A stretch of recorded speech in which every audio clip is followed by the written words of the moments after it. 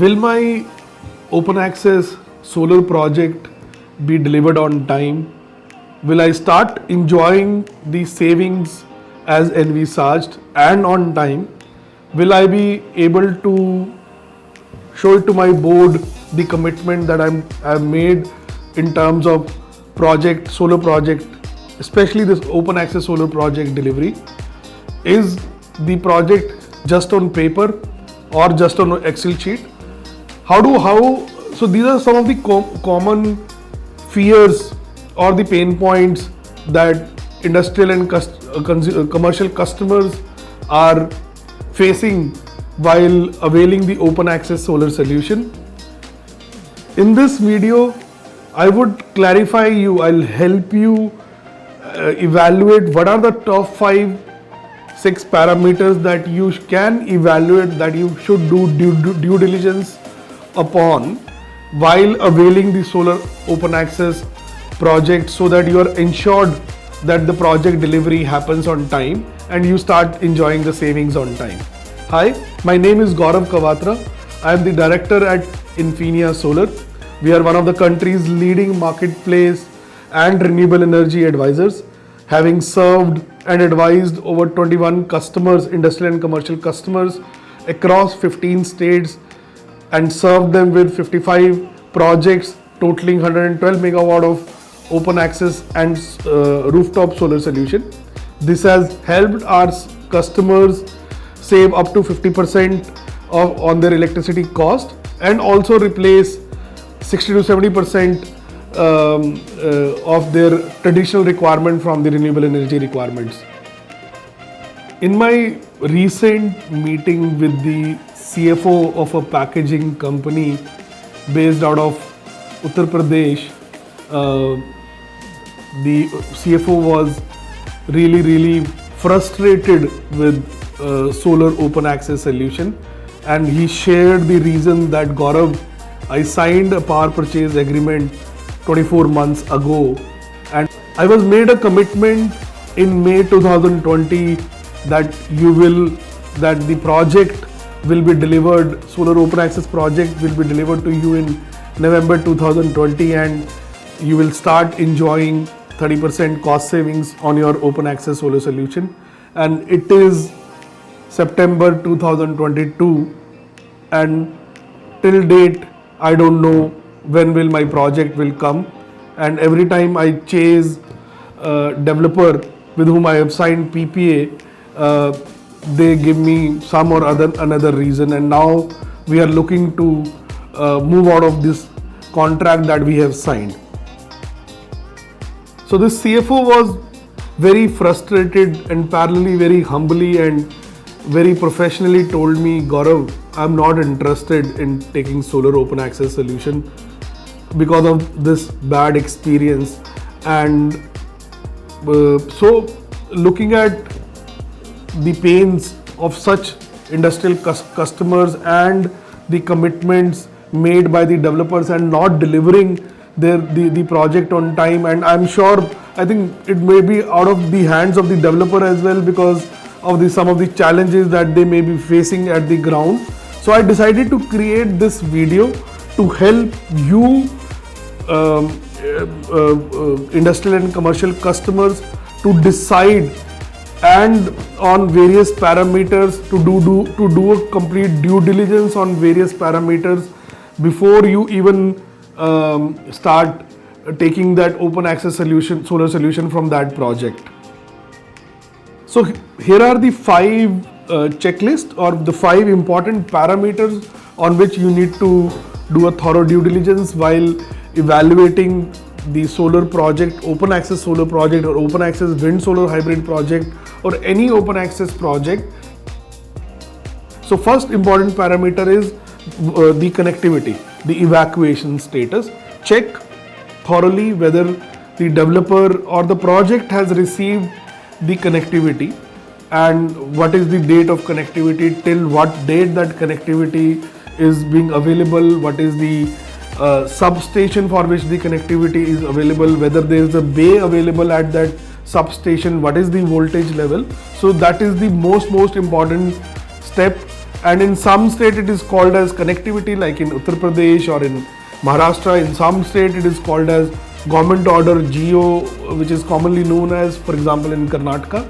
So that is the first most important step on which you need to do due diligence and check and read the entire connectivity letter in detail and have a clear understanding of what does this connectivity means, because the pain of not doing that is huge. And I think you can relate to the story that I just narrated, or the real incident that I narrated of the CFO. So that is very, very important to do a thorough due diligence.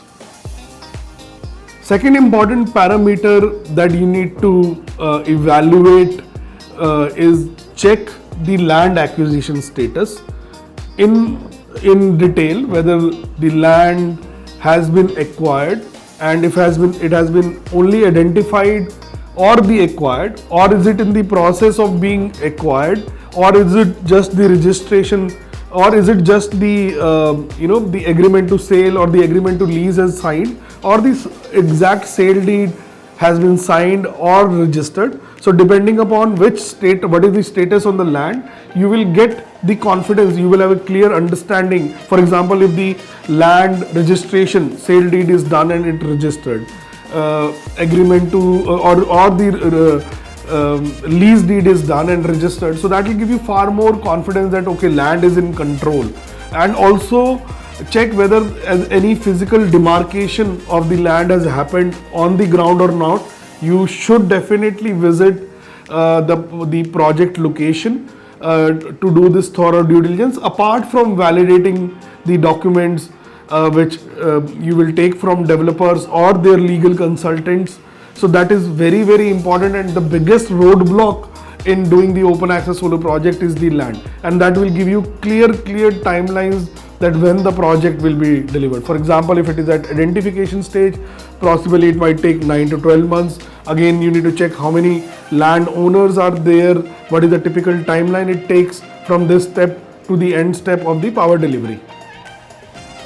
Third important due diligence that you need to do is to check the procurement status, the procurement of whether a developer has ordered for various equipments that they need, like modules. In solar it is 60%, which is the key roadblock, or the transformers. For example, in the wind solutions or in wind solar hybrid solution, wind turbine ordering is very, very important, and the order is being placed because the lead time is very, very high in case of wind turbines. So that is the third important due diligence that you need to check, is on the procurement order status of various equipments.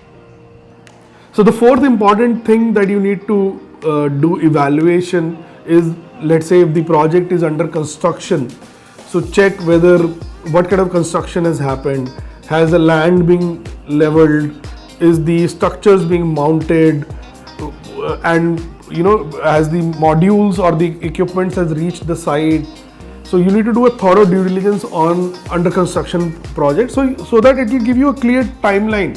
When will your project be delivered? When will you start getting the solar power? And accordingly you can make a decision on subscribing to that project or not. So I'll just do a quick, before I get into the last parameter, I'll just do a quick recap of the 4 parameters that I talked about. The first important parameter is the connectivity, the evacuation letter or the government order. The second important parameter is the land, whether the land registration is done, or the agreement to sale is done, or the agreement to lease is done, or it has been registered on the name of the project, which is very, very important.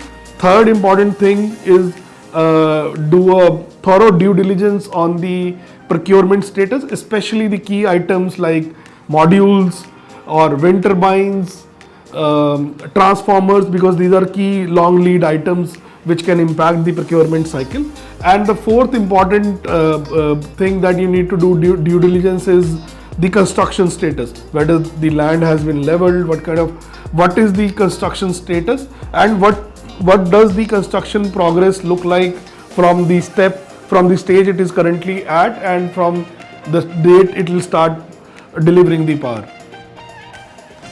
So the fifth and the important point is check for the liasoning strength, check for which can help developer take approval for post commissioning of the project or during the commissioning of the project. There are certain approvals which are required in terms of commissioning approval, and then after the commissioning there are approvals and approvals like long-term open access, transmission agreement, wheeling agreement, NOC. There are certain kind of approvals which are required before the power flow starts happening to the customer. From the date the project is commissioned, from the date the power is supplied, there are certain approvals which are required. So the fifth important thing that you need to do a due diligence is on the liasoning strength of the developer. So with these 5 steps, you will be in complete control and will not face situations like project delays. You will be in complete control in knowing when actually the project will be delivered. And also very important thing is that once you have done a due diligence at the time of availing this, the job actually doesn't stop there. It starts from there, because you have to consistently monitor the project progress on a bi-weekly or a bi-monthly basis, so that you are on top of the project progress. And these are the parameters on which, the above 5 parameters on which you need to keep the monitoring on. So it's not a one-time activity, it's the consistent activity to ensure that you get the power on time, and rather than facing a situation of being 24-month delay and still he is waiting for the power to come. I hope you found this framework or these 5 important checklists useful while doing a due diligence on the solar open access solution, which can deliver you on time and give you the desired savings. If you found value, please do like, subscribe to this video, and reach out to me in the comment box below with your thoughts and experiences. I am looking forward to you in my next video. Thank you so much.